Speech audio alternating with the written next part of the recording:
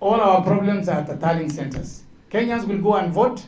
They will finish their voting. For us as Iebc, voting begins and ends at the polling station.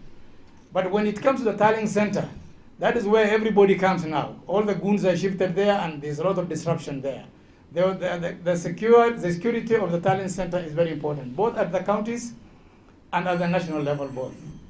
And this time we're going to be very robust. We'll give a very robust security arrangement, and a lot of people will be kept out of the tallying centers to make sure that there's zero disruption. Presence of organized criminal gangs and goons. This is very important, and I'm sure the ministry is top on this agenda to make sure this doesn't happen again, because we've seen what happened in Homa Bay, in Kasipul Kabondo.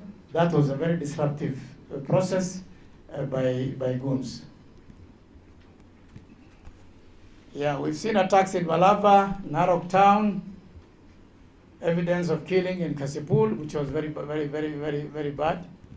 We need also the process of investigation and arraigning people in court, and the court processes to be fast-tracked so that people know that there's always consequences to an action that they do.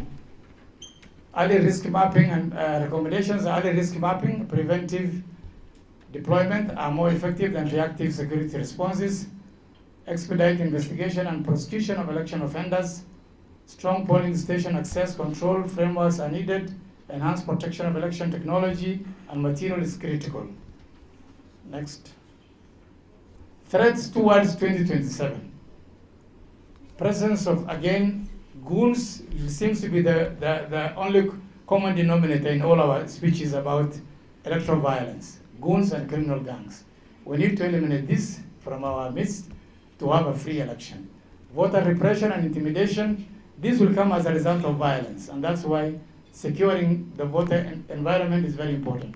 Hate speech, this Waziri is one of our greatest challenges as we have today, because it looks like it is the easiest way to rally people behind yourself. You have to be insultive, you have to insult somebody for the young Kenyans who are unemployed to listen to you. It's unfortunate. So this is hate speech is very important, and we call upon our sister organization, NCIC, to take lead in this process and make sure that this is minimized. Cybersecurity threats, this is challenging because we are headed towards the election, and we have a very IT savvy community, especially the younger generation, who are hacking literally into everything.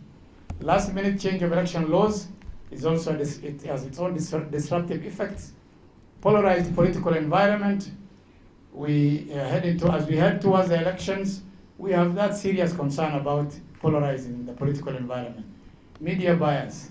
Our brothers and sisters within the media fraternity have been very helpful. They have taken our message, and that's why we achieved our targets for the ECVR. However, we still see pockets of bias reporting, and this has a challenge and a bearing on the election in 2027. Persistent attacks on the Commission.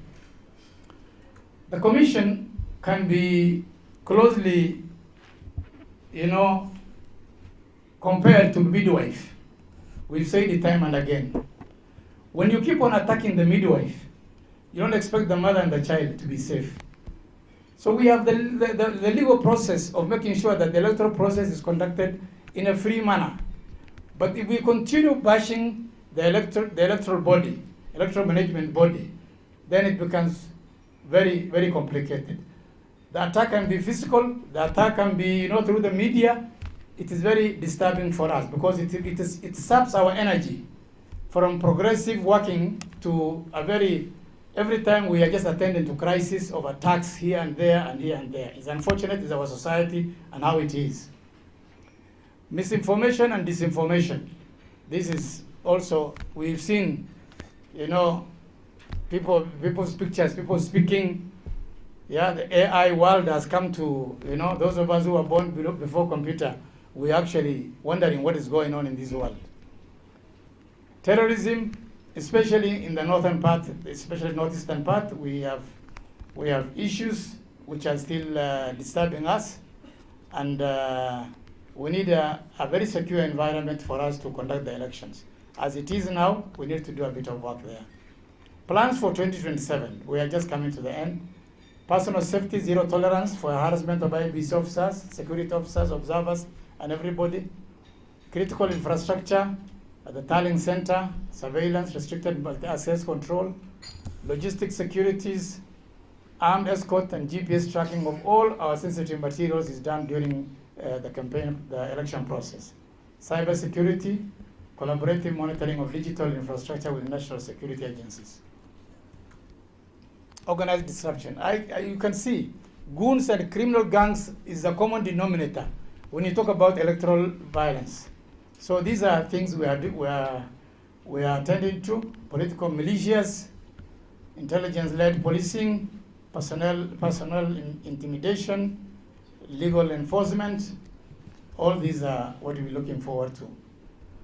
Security framework, a robust response mechanism, a command and coordination center, real-time data sharing is very important between ourselves and the multi-agency team. Intelligence-led policing, that is, we've just said about it. Joint specialized training for all officers, a unified protocols for police and Iebc staff on election day security and crowd management. When we say police, it includes everybody, NYS, KFS, prisons, everybody is involved. Community policing, engaging local leaders to prevent election-related security threats and public